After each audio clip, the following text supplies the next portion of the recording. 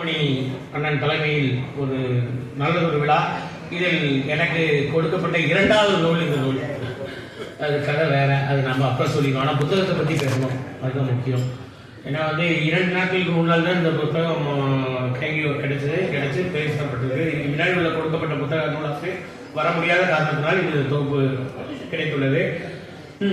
திறனாய்வு என்பது ஒரு இலக்கியம், கலை அல்லது வேறு படைப்பின் பண்புகளை ஆராய்ந்து அதன் சிறப்புகளையும் குறைபாடுகளையும் எடுத்துரைப்பதாக சொல்லப்படுகிறது.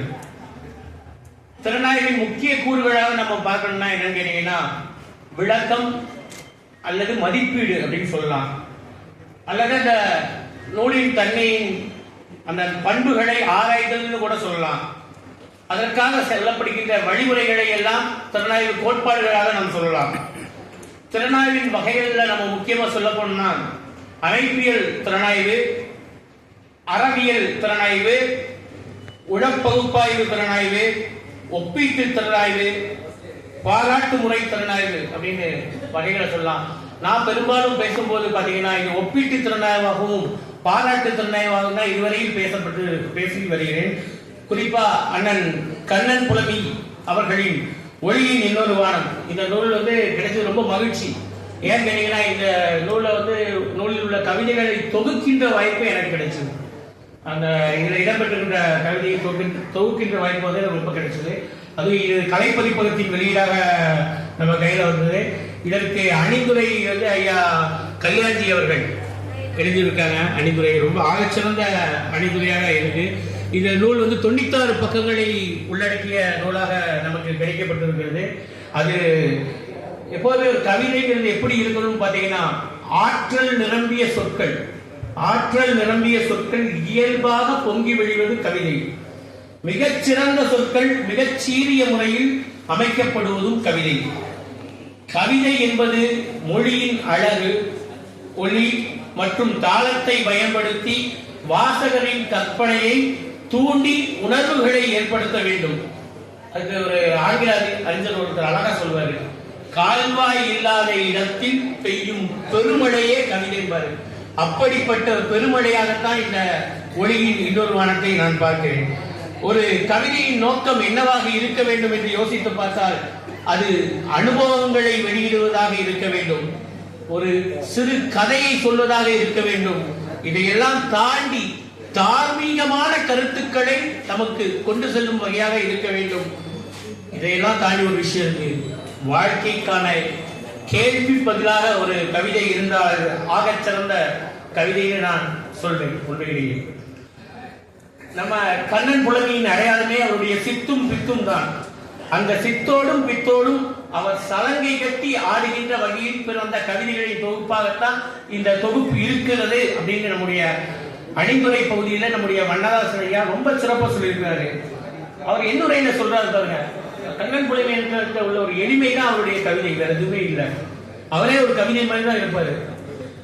நான் கண்டவைகளையும் என்னை கண்டவைகளையும் ஒளியின் இன்னொரு வானமாக நான் ஒளிகிறேன் அப்படின்னு இந்த தொகுப்புல ரொம்ப அழகா சொல்லியிருக்காரு அவருடைய எண்ணுரையில. இந்த அட்டை படத்தை பார்த்ததும் ஒளியின் இன்னொரு வானம் தான் நிச்சயம். ஒரு பாய்மரப் படகு, அந்த பாய்மரப் படகு ஒரு நதியில இருக்கு. அந்த நதி சலனமில்லாத நதி. அந்த நதியில் சில ஒளிக்கீற்றுகள் விழுகிறது, அது வானத்தை நோக்கி போகிறது. இப்படியாக அமைக்கப்பட்ட ஒரு அட்டை படமாக ஒளியின் இன்னொரு வானத்தை நான் பார்க்கிறேன்.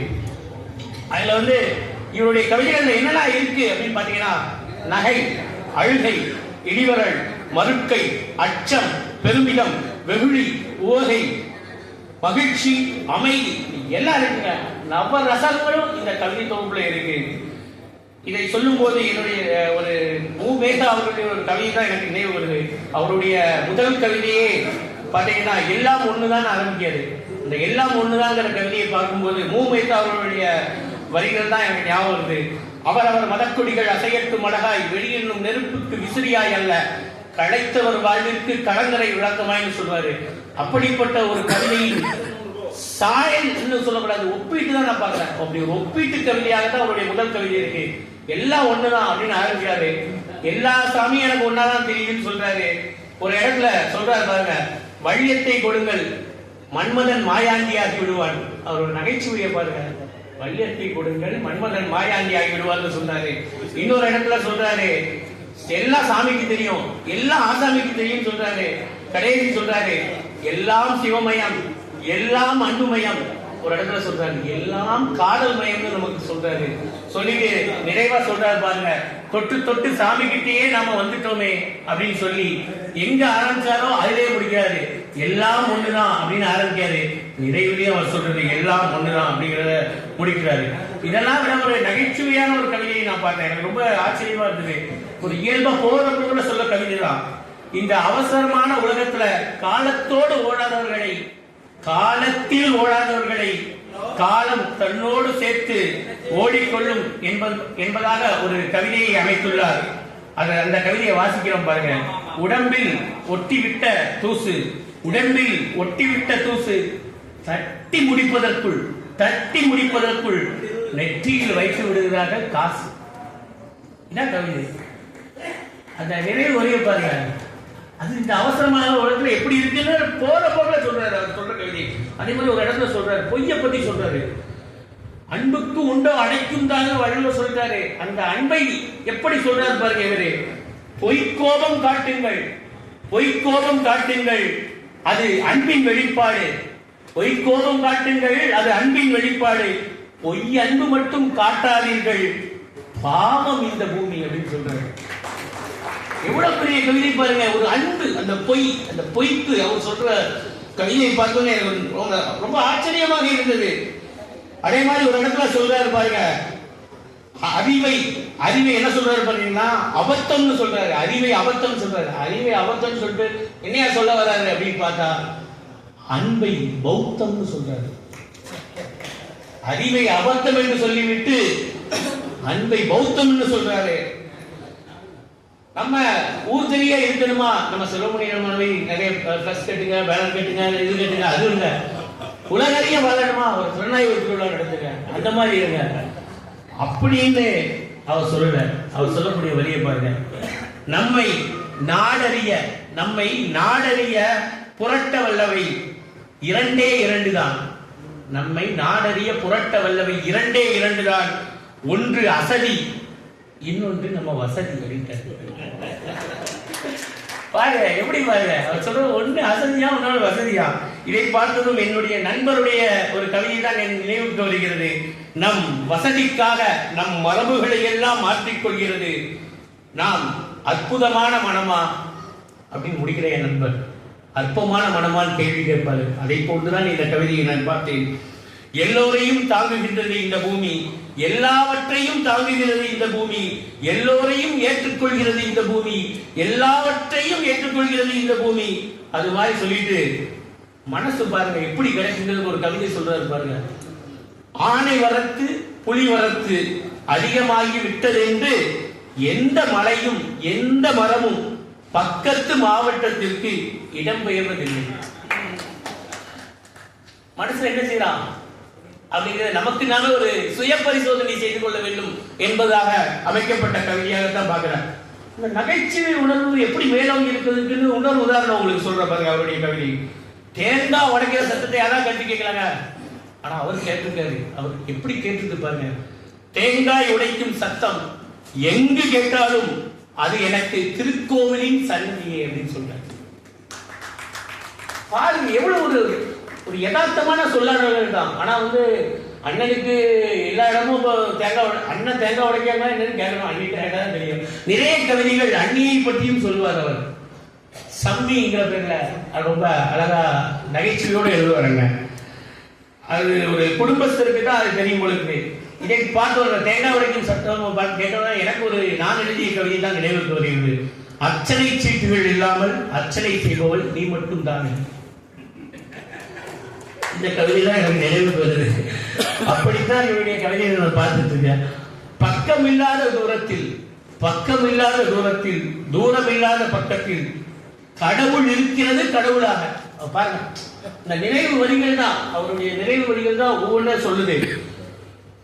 நிச்சயம் இவருடைய கவிதைகள் ஆழச் சிறந்த கவிதைகள். அது படிக்கும் போது அது படிச்சு முடிச்சோன்னா சில இடத்துல நம்ம கமலஹாசன் சொல்லும் போது நம்ம சொல்லுவோம், இவருடைய கவிதை நடை வந்துன்னா மணிப்பிரவாள நடைன்னு கூட ஐயா சொல்லியிருப்பார் வண்ணதாசன் ஐயா.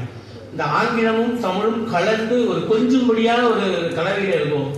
சில நேரத்தில் ஒரு தடவை படிச்சா புரியும், சில நேரத்தில் 2 தடவை படிச்சா முடியும், சில நேரத்தில் 3 தடவை படிக்கும், சில நேரத்தில் படிக்க முடியும். அப்படி இருக்கு அந்த மணிப்பிரவாள நடை. அது நகைச்சுவையா ரசிக்க வைக்கும். ஒரு இடத்துல சொல்றாரு பாருங்க, நீங்க புத்தராகணுமா, உங்களுக்கு நான் வரி சொல்றேன் அப்படின்னு சொல்றாரு. நீங்கள் புத்தராக இது ஒரு எளிய வழி, புத்தராக எளிய வழி. வெந்த வாழைக்காயை புட்டுக்கு தேய்க்க தெரிந்தால் போதும். சொல்றாங்க, வெந்த வாழைக்காய பச்சைக்காயை நாம் எளிதாக தேய்த்து விடலாம், வெந்த வாழைக்காயை புட்டுக்கு தேய்க்க தெரிந்தால் போதும். புத்தராயெல்லாம் சொல்றாரு. அவர் பாருங்க, அதுதான் கவிதை நிற்கிறாரு. மனதிற்கு மரம் ஏது கல்மரம். ஒரு கேள்வி, மரம் மணமரம் அப்படின்னா நிறைய இது பார்த்தேன். அதுல ஒரு இடத்துல சொல்றாரு, குடிசை நிழலை போல் தரையில் தான் விழுகிறது மாடி வீட்டு நிழலும். வரைய பாருங்க, என்னங்க எல்லாம் நிழல் தானேங்க, நிழல் எங்கேங்க விழுது அப்படின்னு நமக்கு நாமே ஒரு உயரத்தில் இருந்தாலும் சரி எல்லாம் எங்க விழுது அப்படிங்கிற நமக்கு நாமே சில கேள்விகளை முன்வைக்கிறார். மேலும் மேலும் காய்க்க மறுக்கிறது கல்மரம், மேலும் மேலும் காய்க்க மறுக்கிறது கல்மரம், நீர் வார்க்க துடிக்கிறது என் மனம் அப்படின்னு அந்த கல்மரத்திற்கு கூட தன்னுடைய கருணை வரிகளை தந்துள்ளார் நம்முடைய கவிஞர்.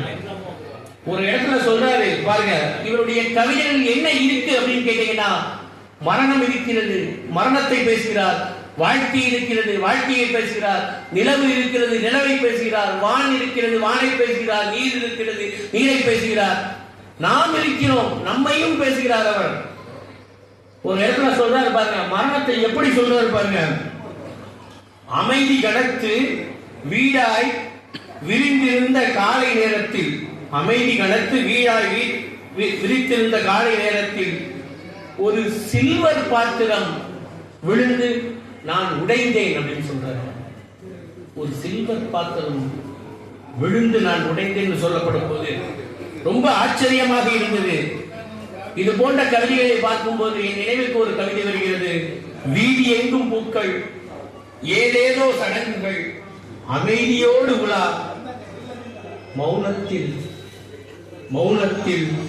மௌனித்தது வாழ்க்கை. என்னுடைய கவிதை தான் இந்த கவிதையை பார்த்ததும் என் நினைவுக்கு வருகிறது. அந்த சொல்றது பாத்தீங்கன்னா, அந்த வீட்டில் செய்யற சின்ன சின்ன வேலைகளை கூட அவ்வளவு ரசிச்சு எழுதியிருக்காரு கவிதை.